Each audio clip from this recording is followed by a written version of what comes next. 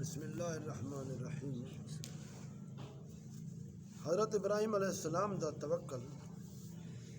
روایت جب نمرود نے اپنی ساری قوم دے روبرو حضرت ابراہیم علیہ السلام کو اگ وچ سٹ دیتا تو زمین آسمان دی تمام مخلوقات چیخ چیخ دے بارگاہ خداوند کریم وچ عرض کرن پے، خداوندہ تیرا خلیل اگ وچ سٹاویں دے، اندے سوا زمین نے کوئی بیا انسان تیری توحید دا علم بردار تیرا پرستار کوئی نہیں، لہذا تو اسا کو اجازت دے اسا ان دی امداد تے نصرت کروں۔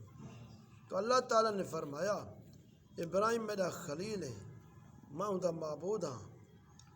اگر ابراہیم علیہ السلام تو سارے کیوں فریاد کرتے مدد طلب کرے تو بل میری اجازت ہے، سارے ان دی امداد کرو۔ اگر وہ میرے سوا کہیں بے کر کوئی مدد طلب نہ کرے پر تسا سب سن گنو، میں ان دا دوست اور ہمی مددگار ہاں، لہذا تو سب ان دا معاملہ میرے تھے چھوڑ دیو۔ ان دے بعد آپ دے کو پانی دا فرشتہ آیا، اگر تسا فرماؤ تو میں پانی وسعت ان اگ کو بجھا دے ہوں، اور ہوا دا فرشتہ حاضر تھے، اگر تسا حکم دیو تو میں زبردست آندھی چلاتے اگ کو اڑا دے ہوں۔ آپ نے کوئی فرشتے کو فرمایا نے، میں کو تسا لوگوں دی کوئی ضرورت کہنی، میں کو میرا اللہ کافی ہے، وہ میرا بہترین کارساز ہے، وہ جب چاہسی جس طرح ان دی مرضی ہو سی میری امداد کرے سی۔ ایک روایت یہ بھی ہے، جب کافر نے آپ کو اگ میں سٹیا تو آپ نے اس وقت دعا پڑھی آئی، لا الہ الا انت سبحانک لک الحمد ولک الملک لا شریک لک۔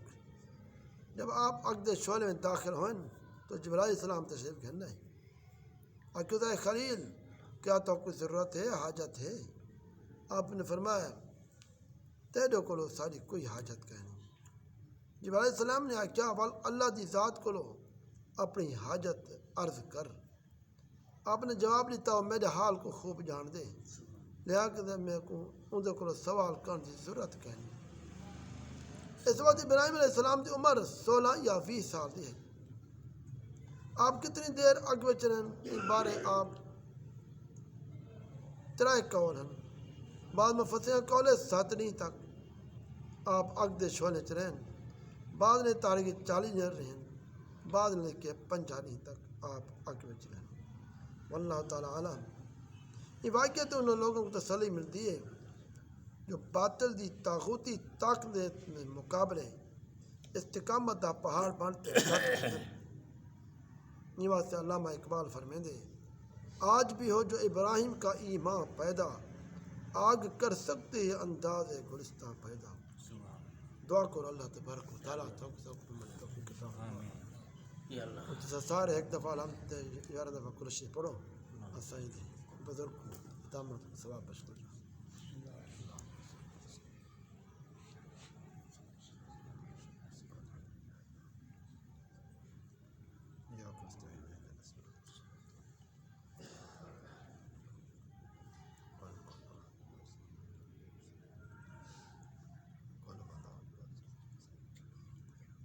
قل هو الله احد الله الصمد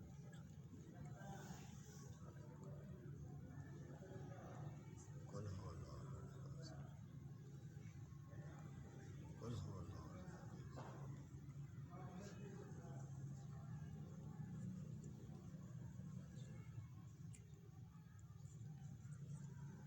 قل هو الله